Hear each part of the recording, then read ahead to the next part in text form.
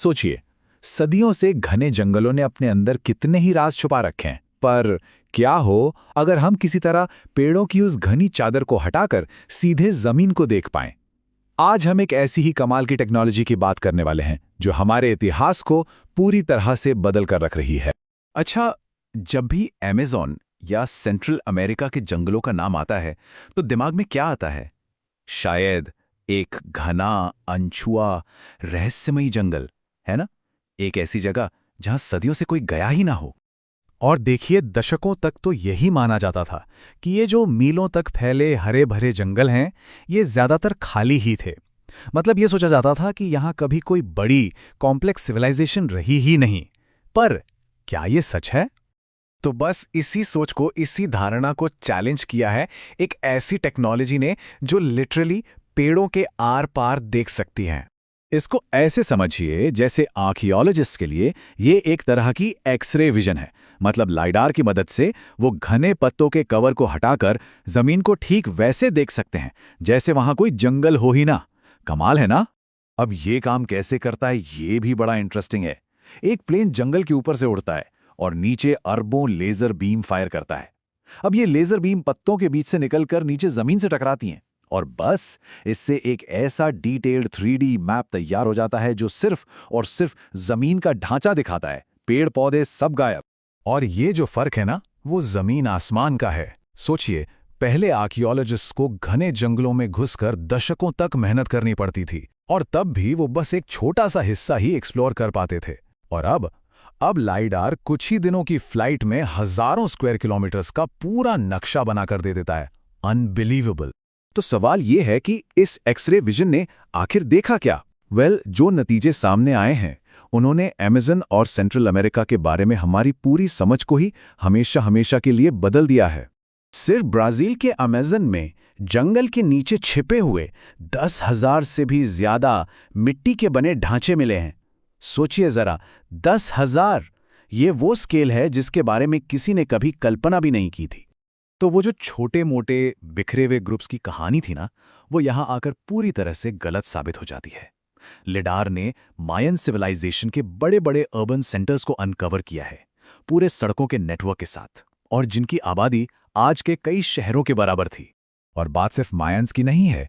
Bolivia में कैसारबे culture ने बड़े बड़े पिरामिड और नहरें बनाई थी। उन्होंने इतनी मिट्टी हटाई थी कि उससे 200 से ज्यादा ओलंपिक साइज के स्विमिंग पूल भरे जा सकते हैं। ये एक बहुत ही एडवांस्ड और ऑर्गेनाइज्ड सोसाइटी का सबूत है। अब जरा इन शहरों की वैरायटी देखिए। बेलीज में 160 स्क्वायर किलोमीटर में फैले खेती के लिए बनाए गए टेरेसेस, बोलिविया में 22 मीटर ऊंचे पिरामिड, और इक्वाडोर में 2500 साल पुरानी एकदम सीधी जियोमेट्रिक सड़कें। मतलब ये सब अलग अलग पर बहुत ही सोफिस्टिकेटेड समाज थे जिन्होंने अपने एनवायरनमेंट को बेहतरीन तरीकों से शेप किया। पर देखिए, ये सब सिर्फ ये जानना नहीं है कि पहले क्या था। असली बात तो ये समझना है कि ये प्राचीन समाज आज हमें क्या सिखा सकते हैं, खासकर तब जब हम खुद अपने एनवायरमेंटल चैलेंजेस से जूझ रहे हैं। अब इन चैलेंजेस को देखिए। लंबा और भयानक सूखा, बढ़ती आबादी की वजह से जंगलों की कटाई, मिट्टी का खराब होना, कुछ जाना पहचाना लग रहा है। जी हां, मायंस ने भी क्लाइमेट चेंज, डिफॉरेस्टेशन और रिसोर्स स्कैर्सिटी को फेस किया था। बिल्कुल वही समस्याएं जो आज हमारे सामने खड़ी हैं। लेकिन उन्होंने हार नहीं मानी। उन्होंने कमाल के सॉल्यूशंस निकाले, पानी को मैनेज करने के लिए कॉम्प्लेक्स सिस्टम्स बनाए, मिट्टी को बचाने के लिए टेरेसेस बनाए, और अमेज़न में तो उन्होंने टेरा प्रेटा नाम की एक सुपर फर्टाइल मैनमेड मिट्टी तक बना डाली थी।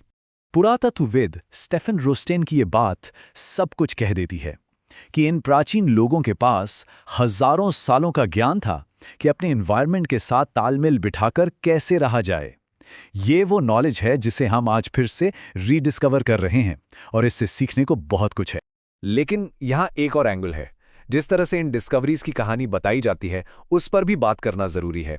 जब मीडिया कहता है कि एक खोया हुआ शहर खोजा गया, तो इसका असल में मतलब क्या होता है? क्या ये शहर सच में कभी खोए हुए थे? सच तो यह है कि ये लॉस्ट सिटी वाली बात ज़्यादातर एक क्लिक बेट होती है। हेडलाइंस बहुत सेंसेशनल होती हैं, लेकिन वो अक्सर उन आर्कियोलॉजिस्ट्स और लोकल कम्युनिटीज़ के दशकों के काम को इग्नोर कर देती हैं जो इन जगहों के बारे में पहले से जानते थे। ये टाइमलाइन देखिए, खोज कोई एक मोमेंट नहीं होता। ये एक लंबा प्रोसेस है। इक्वाडोर की एक साइट के बारे में तो 1978 से पता था।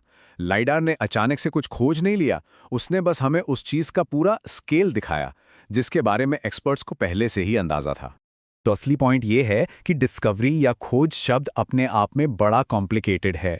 ये जगहें उन लोगों के लिए तो कभी नहीं खोई थीं जो वहां रहते थे, यानी वो इंडिजिनस कम्युनिटीज जो पीढ़ियों से वहां हैं।